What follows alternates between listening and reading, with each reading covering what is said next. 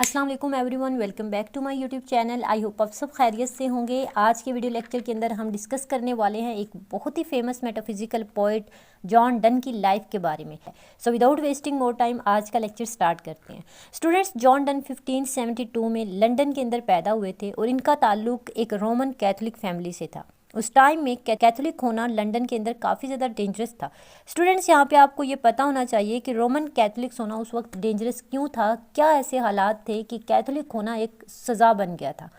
Students, Roman Catholic church Christianity की एक branch है जिसको पोप लीड कर रहे थे। पोप की अथॉरिटी थी और 1500 तक सभी यूरोप, ऑलमोस्ट उसमें इंग्लैंड, लंदन सभी शामिल था।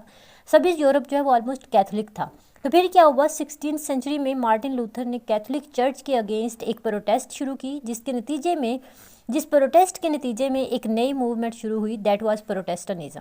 प्रोटेस्टेंट्स के बिलीफ और थे और कैथलिक्स के बिलीफ्स और थे, क्योंकि उस टाइम में हुकूमत प्रोटेस्टेंट्स की थी और इसी वजह से कैथलिक्स को काफ़ी ज़्यादा प्रॉब्लम्स का सामना करना पड़ता था, जैसे उनको जॉब्स ना मिलना, उनको डिग्रीज ना मिलना, या फिर उनको विदाउट एनी रीज़न जेल भेज देना। हम इसको रिलीजियस परसिक्यूशन कहते हैं, यानी किसी को मजहब की वजह से तंग करना। जॉन डन को भी रिलीजियस परसिक्यूशन का काफ़ी ज़्यादा सामना करना पड़ा। Known as the founder of metaphysical poet, ये टर्म जो है मेटाफिजिकल, ये टर्म सैमुअल जॉनसन ने 1781 में इंट्रोड्यूस करवाई थी। The greatest love poet in English literature. Students, John Donne के फादर एक सक्सेसफुल आयरन मॉन्गर थे। आयरन मॉन्गर मीन्स वो लोहे का काम करते थे और अपने बिजनेस के अंदर काफ़ी ज़्यादा सक्सेसफुल थे। जॉन डन ओनली 4 साल के थे जब इनके फादर की डेथ हो गई। जॉन डन ने ऑक्सफोर्ड और कैम्ब्रिज से अपनी एजुकेशन कंप्लीट की, बट कैथोलिक होने की वजह से उनको डिग्री ना मिल सकी, क्योंकि यूनिवर्सिटीज़ के अंदर भी उस टाइम प्रोटेस्टेंट्स का ही राज था। इनके बारे में इंटरेस्टिंग फैक्ट ये है कि इन्होंने सिर्फ पोइट्री नहीं बल्कि लॉ भी पढ़ा था और इनका रुझान जो है वो पोइट्री पर और मज़हब की तरफ ज़्यादा था।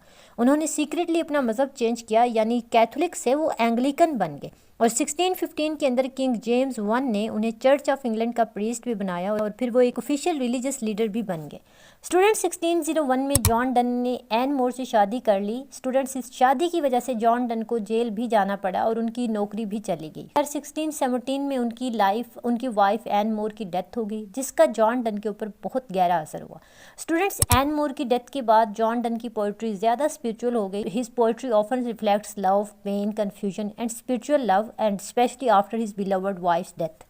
जॉन डन की पोइट्री और प्रोज अपनी इंटेलेक्चुअल डेप्थ, इमोशनल इंटेंसिटी और कंसीट्स की वजह से काफ़ी ज़्यादा फेमस है। स्टूडेंट्स, इनके वर्क्स को 2 मेजर टाइप्स में डिवाइड है, love poetry and religious poetry. Love poetry के अंदर उन्होंने बहुत सारी ऐसी रोमांटिक लव पोएम्स लिखी हैं जिसके अंदर वो बोल्ड और क्लेवर और स्पिरिचुअल कंसीट्स का यूज़ करते हैं, और मोस्टली वो अपनी स्पिरिचुअल कनेक्शन बनाते हैं 2 लवर्स के बीच में। जैसे अगर हम इनकी पोएम द फ्ली पढ़ते हैं तो उसमें हमें ये बहुत ही क्लियरली नजर आता है। रिलीजियस पोइट्री, जैसा कि मैंने पहले बताया कि जॉन डन को काफ़ी कॉम्प्लिकेटेड रिलीजन जर्नी का सामना करना पड़ा, as he was born a Catholic and converted to Protestantism. इस वजह से उनकी पोएम्स के अंदर सिन और फेथ के दरमियान हमें एक कॉन्फ्लिक्ट दिखाई देती है। He often questions death, the soul and salvation. John Donne की डेथ 31 मार्च 1631 में लंदन के अंदर हुई। He was buried in St Paul cathedral, जहाँ पे जॉन डन को एज डीन भी सिलेक्ट किया गया था। अभी हम जॉन डन के कुछ इंपॉर्टेंट वर्क्स को डिस्कस करते हैं। सबसे पहले हमारे पास है सॉन्ग्स एंड सोनर्स, जो कि 1590 से अर्ली 1600 में पब्लिश हुआ था। ये पोइम्स की एक कलेक्शन है, एग्जैक्टली लिरिकल पोइम्स की एक कलेक्शन है, जिसके अंदर लव, रिलेशनशिप, डिज़ायर, बेट्रेयल और इंटेलेक्ट इन लव जैसे थीम्स को डिस्क्राइब किया गया। इस कलेक्शन में जॉन डन ने मोहब्बत को सिर्फ जज्बात नहीं, इमोशंस नहीं, बल्कि लॉजिक और आर्ग्यूमेंट के साथ डिस्क्राइब किया। जैसे अगर हम इसकी एग्जाम्पल देखें, the good morrow, the sun rising, the flea, a valediction forbidding mourning, ये सभी पोइम्स इस कलेक्शन के अंदर पब्लिश करवाएगी। इस कलेक्शन से ही मेटाफिजिकल पोइट्री की शुरुआत हुई थी। उसके अलावा the sun rising, it is a love poem from songs and sonnets. इसके अंदर जॉन डन ने लवर्स वर्ल्ड को एक्सप्लेन किया है। जॉन डन सूरज से बात करते हैं, उसे कहते हैं कि क्यों तुम मेरी बिलवड को और मुझे तंग करते हो, यानी मेरी बिलवड ही मेरे लिए पूरी दुनिया है। इस पोइम की फेमस लाइन है, she is all states and all princess I. Students, इस पोइम के ये पोइम काफ़ी ज़्यादा इंपॉर्टेंट है। एग्जाम परस्पेक्टिव से आपको इस पोइम के एनालिसिस और इसकी ट्रांसलेशन अच्छे से आनी चाहिए। उसके अलावा the most important work is the flea, that is a witty love poem. इसके अंदर जॉन डन ने क्लेवर परसुएशन इन लव को दिखाया है। जॉन डन ने एक फ्ली को आर्ग्यूमेंट बनाया है। वो कहते हैं कि तुम और मैं एक हो चुके हैं, इस फ्ली ने हम दोनों का खून पी लिया है। उसके अलावा अ वैलिडिक्शन फॉर बिडिंग मॉर्निंग, ये एक फेयरवेल लव पोइम है जिसके अंदर जॉन डन ने ट्रू लव को दिखाया है। जॉन डन ने कंपस का एग्जाम्पल दिया है कि कंपस का एक फीट हिलता है तो दूसरा रुक जाता है, मगर दोनों एक सेंटर में बंधे रहते हैं। इसके अंदर जॉन डन ने बहुत ज़्यादा मेटाफिजिकल कंसीट्स का यूज़ किया है। इसके अलावा जो कलेक्शन है holy sonnets written in around 1609 to 1610, ये एक रिलीजियस सोनेट्स की कलेक्शन है जिसके अंदर जॉन डन ने sin, death, repentance, judgement, divine in love को दिखाया है।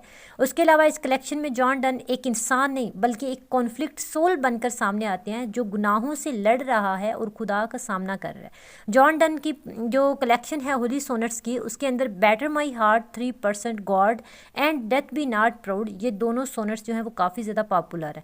उसके अलावा डेथ बी नॉट प्राउड, इसको अक्सर होली सोनेट 10 के नाम से भी जाना जाता है। इसके अंदर जॉन डन डेथ को चैलेंज करते हैं। इसकी फेमस लाइन है डेथ दो शैल्ट डाई। जॉन डन कहता है कि मौत का डर असल में एक इल्यूजन है क्योंकि जो रूहें हैं वो कभी नहीं मरती। ये पॉइंट स्टूडेंट्स को क्रिटिकल थिंकिंग और रिलीजियस थॉट्स दोनों सिखाती है। उसके अलावा बेटर माई हार्ट, 3% गॉड, इस पॉइंट के अंदर जॉन डन ने strong plea for spiritual rebirth का थीम दिखाया है। जॉन डन अपने गॉड से कहते हैं कि मुझे तोड़कर दोबारा बनाओ, मुझे ज़बरदस्ती अपना बना लो, मैं सिर्फ तुम्हारा बनना चाहता हूँ। उसके अलावा जो इम्पोर्टेंट वर्क है वो है डिवोशंस अपॉन एमर्जेंट ओकेजन्स। ये वर्क 1624 में पब्लिश हुआ था। It is a prose meditation and prayers. इसके अंदर जॉन डन ने illness, mortality and human connection को दिखाया। इस बुक के अंदर जॉन डन बेसिकली जो है वो अपने बीमारी के दिनों की रिफ्लेक्शंस लिखते हैं जहां वो इंसानियत, रूह और ज़िंदगी की असलियत को समझने की कोशिश करते हैं। इस पॉइंट की फेमस लाइन है no man is an island. तो यहाँ पर आज का लेक्चर एंड होता है। आई होप आपको तमाम पॉइंट्स अच्छे से समझ आए होंगे। वीडियो अच्छी लगी हो तो वीडियो को लाइक कर देना, चैनल को लाजमी सब्सक्राइब कर लेना। अपना रखिएगा ख्याल। अल्लाह हाफिज़।